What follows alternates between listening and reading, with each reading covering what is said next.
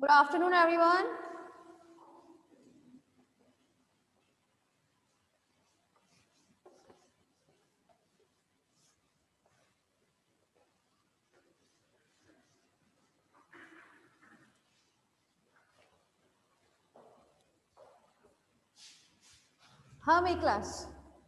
हम लोगों ने स्टडी किया हुआ है पहली बात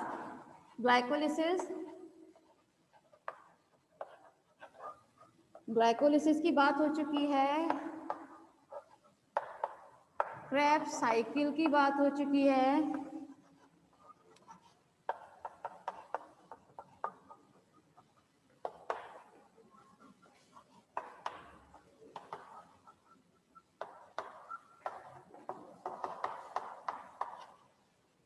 एंड इलेक्ट्रॉन ट्रांसपोर्ट चेन के बारे में बात रह गई है। ठीक है, जब हम लोग आज बात करते हैं इन तीनों साइकिल्स के बारे में, ठीक है, तो पहली बात ये तीनों ही चीजें जनरली कहाँ होती हैं। पहली बात तो हम लोग सेल स्टडी कर रहे हैं साइकोलॉजी में, ठीक है, तो आप लोग जानते हैं कि ये है आपका एक माइटोकॉन्ड्रिया।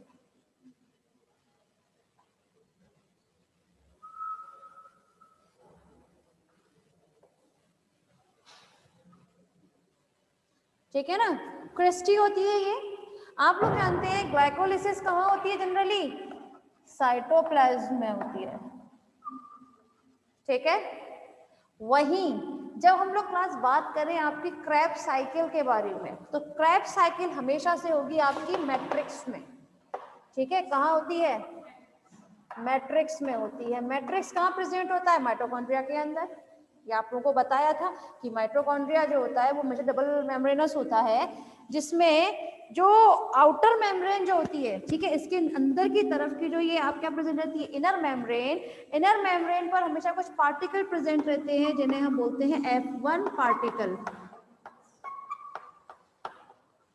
ठीक है ना, F1 पार्टिकल। F1 पार्टिकल जो है ये इनर मेम्ब्रेन, ये थोड़े फिंगर लाइक स्ट्रक्चर जो बनता है, इसे हमने क्या बताया था, क्रिस्टी। ठीक है ना, तो क्रिस्टी बनती है। तो अब क्लास पहली बात समझ में आया, क्रिस्टी के अंदर जो ये भरा रहता है फ्लड, उसे हम क्या बोलते हैं, मैट्रिक्स बोलते हैं। तो मैट्रिक्स में होती है आपकी क्रेब्स साइकिल। ठीक, अब जो है इलेक्ट्रॉन ट्रांसपोर्ट चेन, ठीक है, आज का जो टॉपिक है that is the electron transport chain. तो इलेक्ट्रॉन ट्रांसपोर्ट चेन जो है, अब देखिएगा, दिस इज अ सेल। ठीक, सेल में क्या होगा, साइटोप्लाज्म। ठीक, साइटोप्लाज्म आपकी यहां पर हो रही है क्रेब साइकिल, यहां हो रही है ग्लाइकोलिसिस। ठीक है, इन दोनों में ही क्या बने थे, एक तो आपके एटीपी बने थे और साथ में बने थे रिड्यूस्ड कोएंजाइम्स, है ना। अब जब हम लोग पास बात करते हैं आपके इलेक्ट्रॉन ट्रांसपोर्ट चेन के बारे में, तो वो हमेशा होती है आपकी माइटोकॉन्ड्रिया की इनर मेम्ब्रेन में। कहाँ होती है, माइटोकॉन्ड्रिया की जो इनर मेम्ब्रेन होती है उसमें होती है आपकी इलेक्ट्रॉन ट्रांसपोर्ट चेन। पहला क्वेश्चन यहाँ पे ये अराइज होता है, क्यों होती है, मैट्रिक्स की जगह थोड़ी ना पहले इलेक्ट्रॉन ट्रांसपोर्ट चेन का कारण होगा। यहाँ का एक्चुअली रीजन है, एक बात बताइए, नाम में ही छिपा हुआ है इलेक्ट्रॉन ट्रांसपोर्ट चेन, मतलब इसमें इलेक्ट्रॉन जो है, ठीक है, उन इलेक्ट्रॉन्स जो बनते हैं इसमें, आपके एटीपी जब फॉर्म होती है उस दौरान जो आपके इलेक्ट्रॉन बनेंगे, उन इलेक्ट्रॉन को इसमें क्या किया जाता है, ट्रांसपोर्ट किया जाता है। ट्रांसपोर्ट समझते हैं ना, एक जगह से दूसरी जगह शिफ्ट करना, पंप आउट करना इलेक्ट्रॉन्स को। ठीक है, तो इलेक्ट्रॉन ट्रांसपोर्ट चेन में क्या होगा, इलेक्ट्रॉन्स को पंप आउट किया जाएगा। ठीक है, कैसे पंप आउट किया जाएगा भाई, ऐसे करेंगे हम उनको, जैसे यहाँ के जो क्रेब साइकिल जो है, ठीक है, यहाँ पे जो रिड्यूस्ड कोएंजाइम्स बने थे, ठीक है, उन्हें कहाँ शिफ्ट करेंगे हम, इनर मेम्ब्रेन में। ठीक, इनर मेम्ब्रेन में होगा आपका इलेक्ट्रॉन ट्रांसपोर्ट चेन। ठीक, ये जो है यहाँ से इलेक्ट्रॉन को बाहर शिफ्ट करेगा साइटोप्लाज्म में। ठीक है, साइटोप्लाज्म में क्या करेगा, ये अपने इलेक्ट्रॉन्स को ट्रांसपोर्ट कर देगा। तो ये इलेक्ट्रॉन का जो ट्रांसपोर्ट करने का जो सिस्टम है, इसी सिस्टम को हम जनरली किस नाम से जानते हैं, इलेक्ट्रॉन ट्रांसपोर्ट चेन में करते हैं। Got it, I don't think so कोई परेशानी होगी तो। ठीक है, तो चलिए बात कर लेते हैं क्लास हम लोग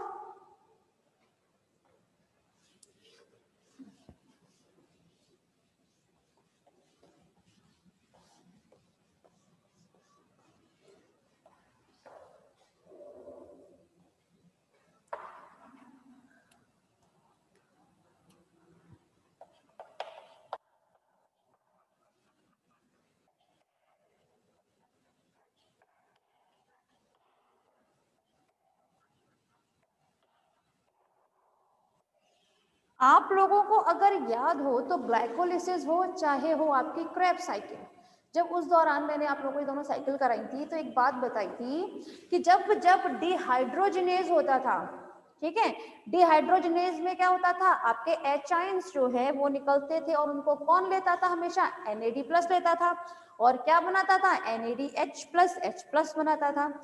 अब क्या होगा, देखिए अभी तक हम लोग क्या स्टडी कर रहे थे, डिहाइड्रोजनेज की बात कर रहे थे क्लास हम, ठीक है, डिहाइड्रोजनेज की हम बात करते हैं, जो हमने पहले बात ग्लाइकोलिसिस और क्रेब्स साइकिल में की हुई है।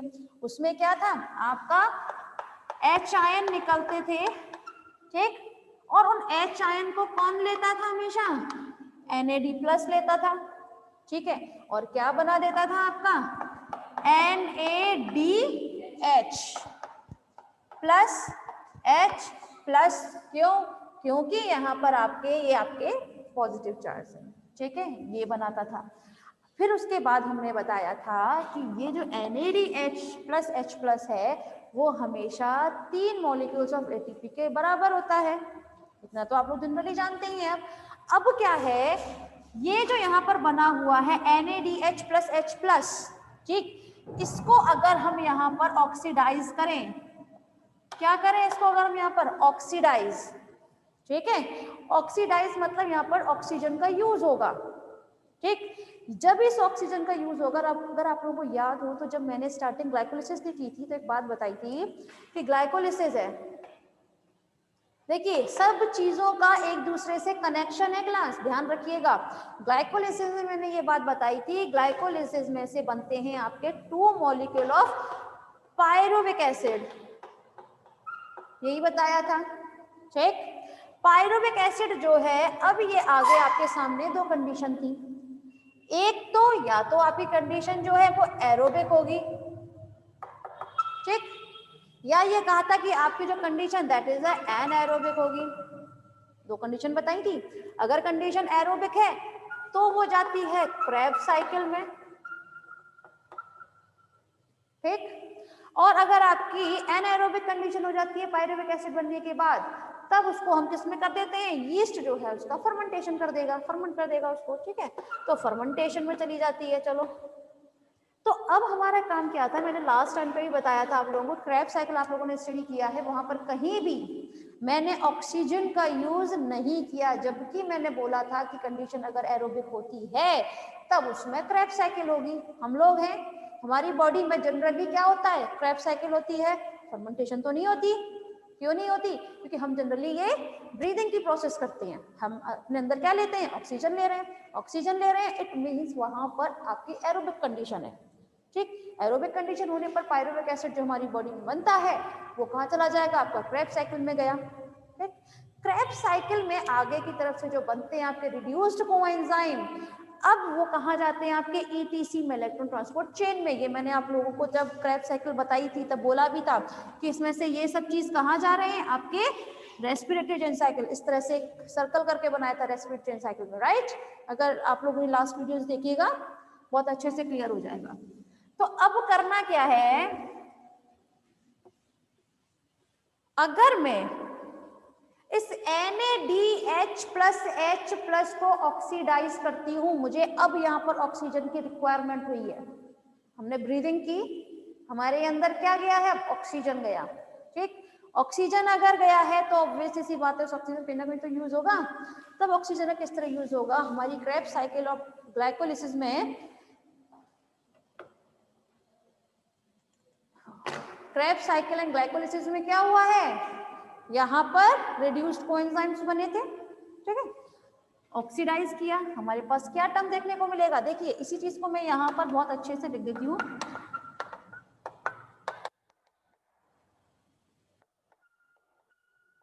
ठीक है, इसे हमने ऑक्सीडाइज किया है, ठीक है, और ऑक्सीडाइज भी हम कैसे करेंगे, इसे हम लोग जनरली करेंगे ऐसे, 2H आयन, भाई डिहाइड्रोजनेज हुआ था, कितने आयंस निकले थे आपके, 2, वहीं पर अगर आपके प्रोटॉन हैं तो ऑब्वियसली सी बात है इलेक्ट्रॉन भी होंगे, है ना, न्यूट्रल करने के लिए प्रोटॉन है तो इलेक्ट्रॉन भी होंगे, कोई परेशानी नहीं। अब हमने जब इसको ऑक्सीडाइज किया है तो ऑक्सीजन आपका यहाँ लग जाएगा, ठीक है। और ऑक्सीजन कितना लगेगा, हाफ ऑक्सीजन।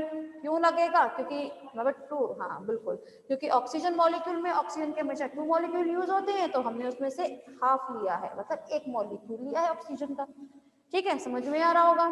तो जब क्लास हम half molecule of oxygen use करते हैं, ठीक है, तब उस दौरान हमारा बनता है वाटर मॉलिक्यूल, सिर्फ 1 वाटर मॉलिक्यूल बनेगा। यहाँ पर देख लीजिए इस पूरी में H आइंस कितने हैं, 2, ठीक है। इलेक्ट्रॉन जो है उसका तो ट्रांसपोर्ट करना है हमें ETC में, इलेक्ट्रॉन ट्रांसपोर्ट चेन में, ठीक है। ट्रांसपोर्ट ये तो हो जाएगा आपका, लेकिन ट्रांसपोर्ट होने के बाद हमने जो ब्रीदिंग की है, हमारे बॉडी में क्या गया है, ऑक्सीजन गया है। ऑक्सीजन जो है हमने कितनी यूज की है, हाफ ऑक्सीजन मॉलिक्यूल यूज किया। यूज करने के बाद क्या बना लिया है, आपका वाटर मॉलिक्यूल बन गया है, ठीक है।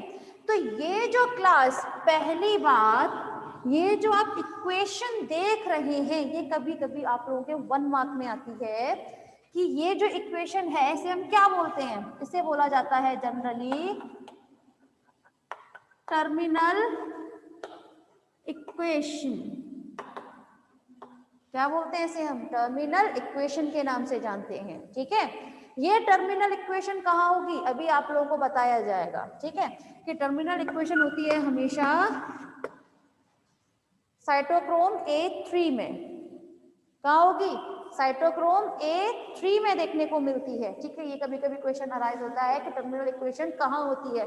4 ऑप्शन आपके पास होंगे, अभी आप लोगों को सबके बारे में बताया जाएगा। तो साइटोक्रोम A, साइटोक्रोम AB या साइटोक्रोम B, C, C1, बहुत सारे ऑप्शन है आपके पास। तो हमेशा किसमें होती है, A3 में होती है टर्मिनल इक्वेशन। और टर्मिनल इक्वेशन क्या कहती है, 2H आइंस, मतलब प्रोटॉन है, आपके इलेक्ट्रॉन्स हैं, जब ये दोनों आप कंबाइन होते हैं वहां पर इनको ऑक्सीडाइज किया जाता है और क्या बन जाता है, वाटर मॉलिक्यूल। कोई परेशानी नहीं, समझ में आया, गुड।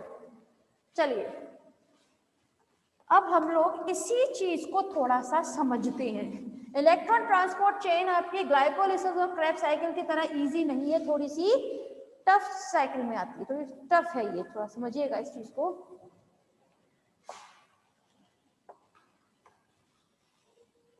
ये है आपके पास, सपोज कीजिएगा यहां पर है ये आपकी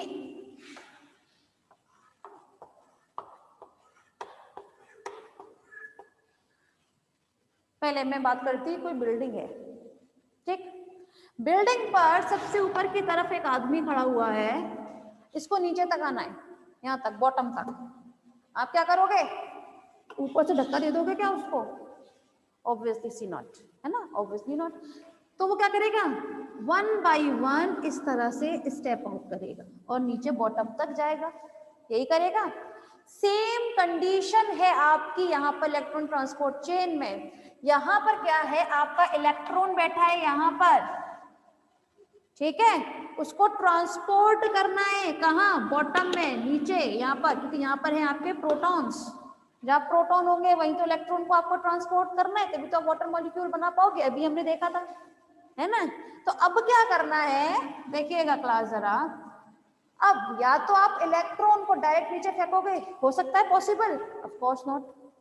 अब क्या करना है, हमें इस इलेक्ट्रॉन को 1 बाय 1 इस तरह से इस प्रोटॉन के पास तक लेकर आना है, ठीक है, समझ में आया। तो ये जो आपका इलेक्ट्रॉन है, स्टेप बाय स्टेप जो प्रोटॉन्स के पास जाएगा, इसी को हमने कहा है इलेक्ट्रॉन ट्रांसपोर्ट चेन। यहाँ पे इलेक्ट्रॉन जो है वो ट्रांसपोर्ट हो रहा है, और ट्रांसपोर्ट भी डायरेक्ट ना होते हुए एक चेन के उसमें हो रहा है, 1 बाय 1 स्टेप आउट होगा, ये है ना, स्टेप बाय स्टेप ही तो होगा, ठीक है। तो ये जो आपका इलेक्ट्रॉन है स्टेप बाय स्टेप प्रोटॉन तक पहुंचेगा, उसी को हमने कहा इलेक्ट्रॉन ट्रांसपोर्ट चेन। कोई परेशानी नहीं, चलिए बात कर लेते हैं हम लोग।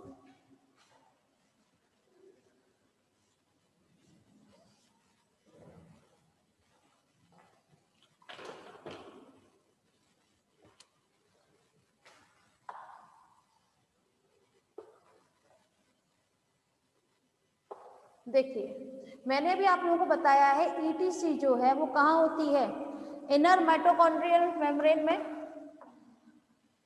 यही बताया था। इनर माइटोकॉन्ड्रियल मेम्ब्रेन के इस तरफ क्या है, साइटोप्लाज्म।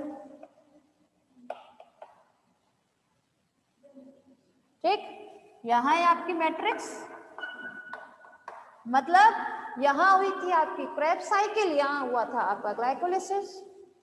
इन दोनों में ही बने थे आपके रिड्यूस्ड कोएंजाइम।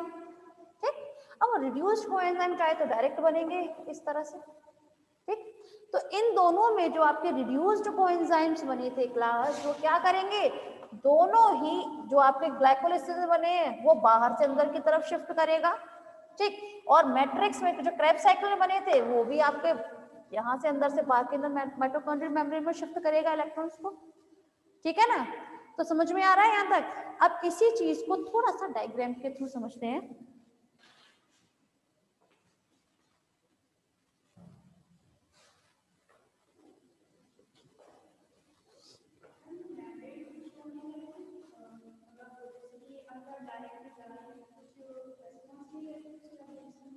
ये चीज जी मैं बाद में बताने ही वाली हूँ, अभी मेरा बनेगा डायग्राम उसके बाद।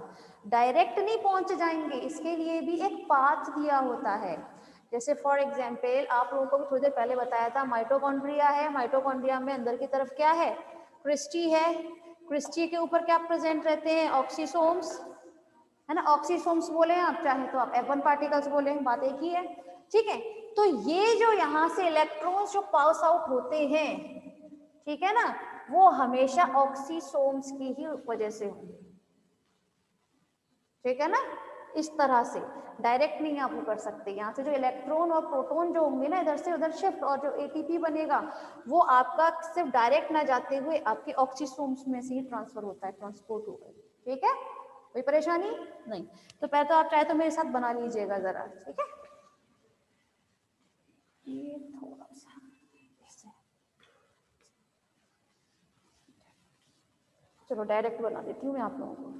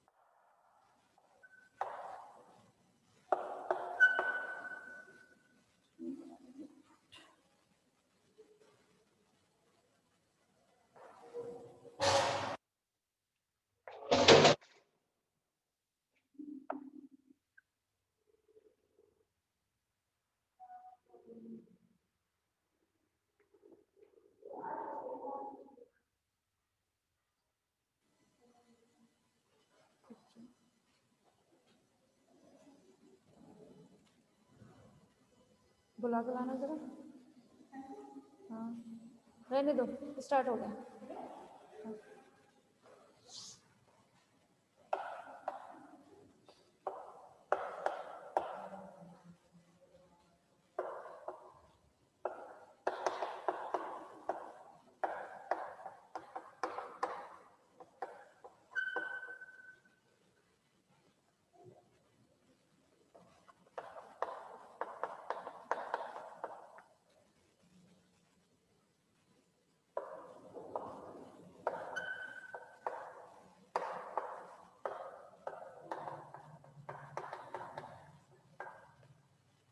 हाँ भाई क्लास, जरा ध्यान दीजिएगा।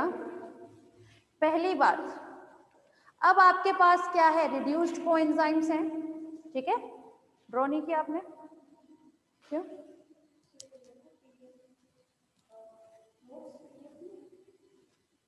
अच्छा,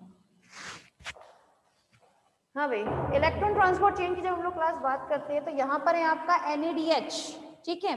ये NADH कब बना था आपका, या तो ग्लाइकोलिसिस में बना था या फिर क्रेब्स साइकिल में, ठीक। हम लोग यहाँ बात कर रहे हैं क्रेब्स साइकिल में बनने वाले NADH के बारे में, ठीक है।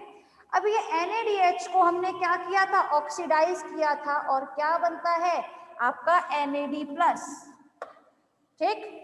अब ये NAD जो है, जब ये NAD बना तो ऑब्वियसली सी बात है यहाँ पर आपका क्या बना होगा, आपके H आयंस बने होंगे। कैसे, थोड़ी देर पहले बताया था, आपके NADH को जब हमने ऑक्सीडाइज किया था तब यहाँ पर बनता है NAD plus 2H ion plus 2 electron, ये बना ना।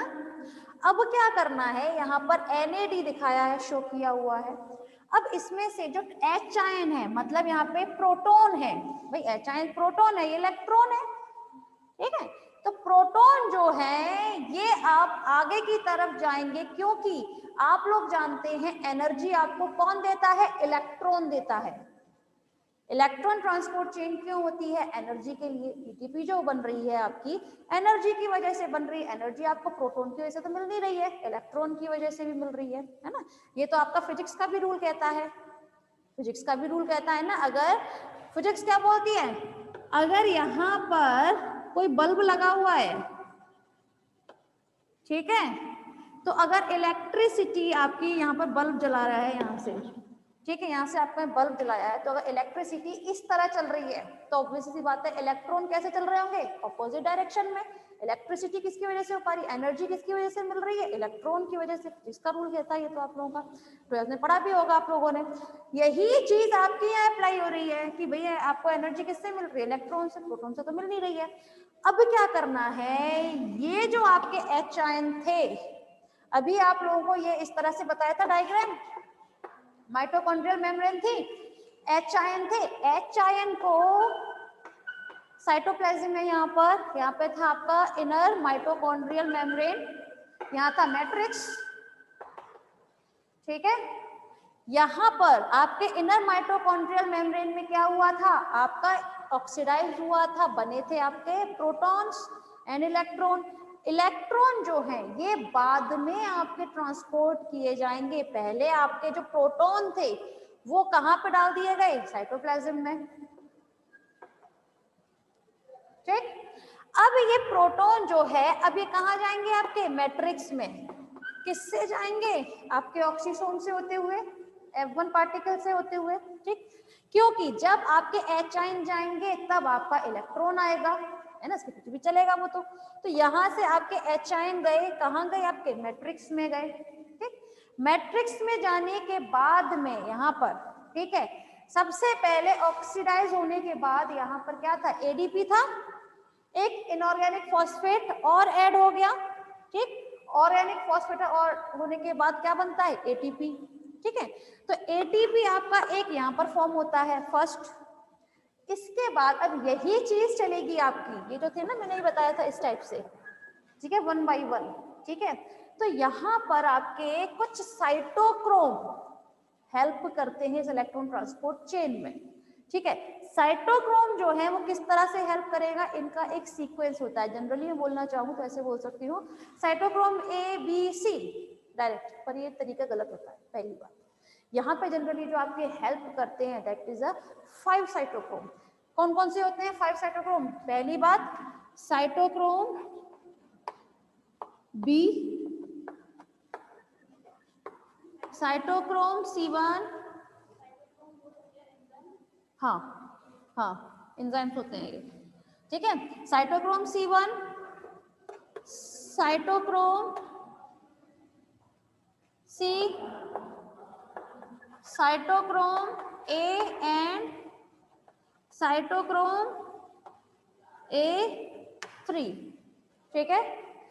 इसमें इसके अलावा एक और आपका प्रेजेंट रहता है, दैट इज द क्यू के नाम से इसे हम जानते हैं, और क्यू को हम बोलते हैं यूबिक्विनिन, ठीक है ना, यूबिक्विनिन, ठीक है। ये यूबिक्विनिन को हम लोग जनरली यूक्यू के नाम से भी आप किसी किसी बुक में देखेंगे, ठीक है ना। ये क्या काम करता है, यहाँ से आपका जब प्रोटॉन गया था, किसने प्रोटॉन लिया यहाँ से, वो हमेशा यूबिक्विनिन करता है। क्यों करता है, ये हमेशा आपके बीच में कॉम्प्लेक्सेस बने होते हैं ना, इसमें ये सब आपको बताया जाएगा अभी। तो कॉम्प्लेक्सेस में एच आयन को जो लेता है, जो टेक करेगा, वो होगा यूबिक्विनिन, ठीक है। मोबाइल कंडीशन में होते हैं एक्चुअली ये सब चीजें, ठीक है। तो चलिए अब हमने क्या किया है, अब हमारा यहाँ पर एक एटीपी ऑलरेडी फॉर्म हो चुका है, ठीक। एटीपी फॉर्म होने के बाद अब आपका एफएमएन, ठीक है ना, ये एफएमएन जो है ये आगे चलकर क्या होता है, ये आगे चलकर ट्रांसफर हो जाता है FMNH2 में। H2 कहां से आया, ये रहे H आयन से, ठीक है ना। सबसे पहले क्या हुआ था, आपका FMN था, उसमें आपके प्रोटॉन ऐड होते हैं, H आयन्स ऐड होते हैं, बनाते हैं FMNH2, ठीक है। अब क्या होगा, इसके बाद कहानी स्टार्ट होती है आपकी साइटोक्रोम, ठीक है। साइटोक्रोम की जब हम लोग क्लास बात करते हैं तो इसमें आप लोग जानते हैं जितने भी ये एफएमएन फ्लेविन जो होते हैं, प्रोटीन बेस्ड जो है, ये जनरली आपको आयरन बेस्ड मिलेंगे, आयरन एंड सल्फर बेस्ड। कल छुट्टी है,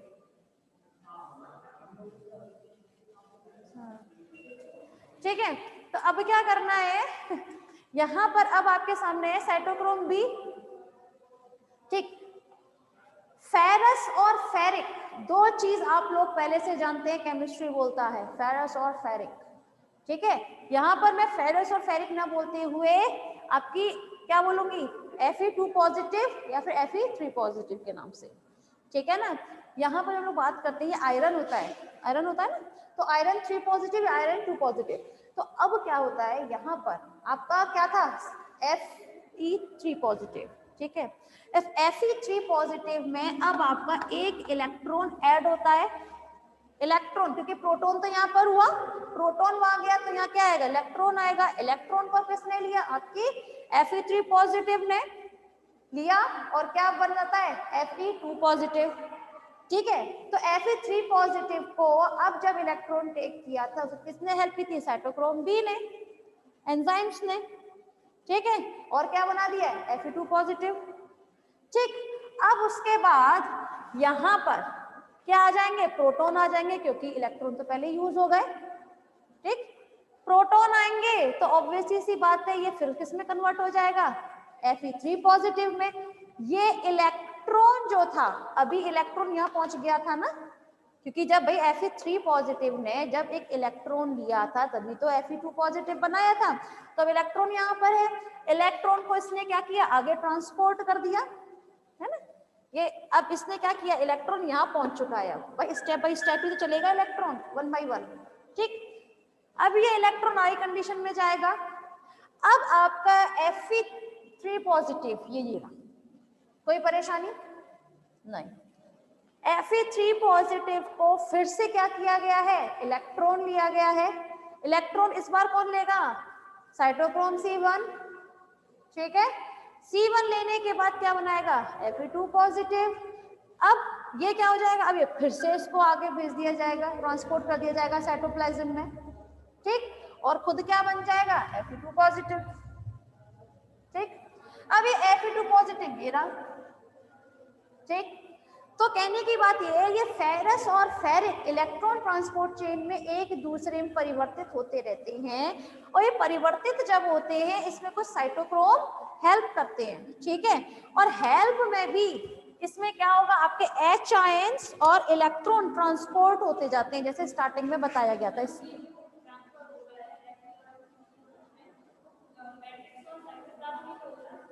नहीं, यहाँ पर हाँ बता दूं, यहाँ पर क्या हुआ, इलेक्ट्रॉन ट्रांसपोर्ट चेन हो रही है प्रोसेस, ठीक है। मैट्रिक्स में होती है इलेक्ट्रॉन ट्रांसपोर्ट चेन, ये यहाँ होती है, ठीक है। अब यहाँ पे जो इलेक्ट्रॉन बन रहे हैं ये इसको साइटोप्लाज्म में फेंकते जा रहे हैं लाइक दिस, क्योंकि यही आगे जाकर आपको एनर्जी देगा, ठीक है। अब क्या हुआ, आपने जब ये फर्स्ट सेकंड प्रोसेस की थी तब उस दौरान यहाँ पर भी क्या बना है आपका, एटीपी बना है। क्यों? क्योंकि आपने इलेक्ट्रॉन बाहर की तरफ फेंका था, जस्ट बिकॉज ऑफ इट। ठीक है ना? अब आप लोग सिर्फ और सिर्फ इतना याद रखिएगा, यही साइकिल चलती रहेगी। चाहे तो मैं इसको इस फॉर्म में लिख दूं, यहां मैं अगर इसको रफ करके इस तरह से लूं, माइटोकॉन्ड्रियल मेम्ब्रेन है, इसको मैं डायरेक्ट लिख दूं तो cytochrome B, cytochrome C1, cytochrome A, cytochrome A3। ठीक है? अब जब इस तरह से यहाँ पर आयरन बेस्ड है ये तो आपके सारे, ठीक है, आयरन बेस्ड होने की वजह से जैसे ही वो लास्ट स्टेप पर पहुंचेंगे A3 पर, साइटोक्रोम A3 पर पहुंचते हैं, वहां पर क्या होगा, आपके 2H आयन, इलेक्ट्रॉन आयंस और आपके हाफ मॉलिक्यूल ऑफ ऑक्सीजन। ठीक है? ये दोनों मिलते हैं, क्या बना देते हैं, वाटर मॉलिक्यूल बनाते हैं और आपका एटीपी निकल गया। ठीक है ना? एक तो वाटर मॉलिक्यूल बनता है, मतलब इसमें वाटर सिंथेसिस हो रहा है, इसमें वन मॉलिक्यूल बन रहा है ना इसमें, तो इसमें वाटर सिंथेसिस होता है और आपके एटीपी बनते हैं। तो कहने की बात ये है, अगर आप लोग ध्यान दें तो आपके सिर्फ और सिर्फ इलेक्ट्रॉन ट्रांसपोर्ट चेन में जनरली कितने एटीपी बन रहे हैं, 3 एटीपी। ठीक है? आपके स्टार्टिंग में जो आपके NADH से जब ऑक्सीडाइज किया था तब बना था एटीपी, एक सेकेंड स्टेप में और सबसे एक लास्ट में। ठीक है? इस तरह से आपके में जनरली कितने एटीपी बनते हैं, 3 एटीपी देखने को मिलते हैं। फर्स्ट आप जरा रीजन कीजिए प्लीज।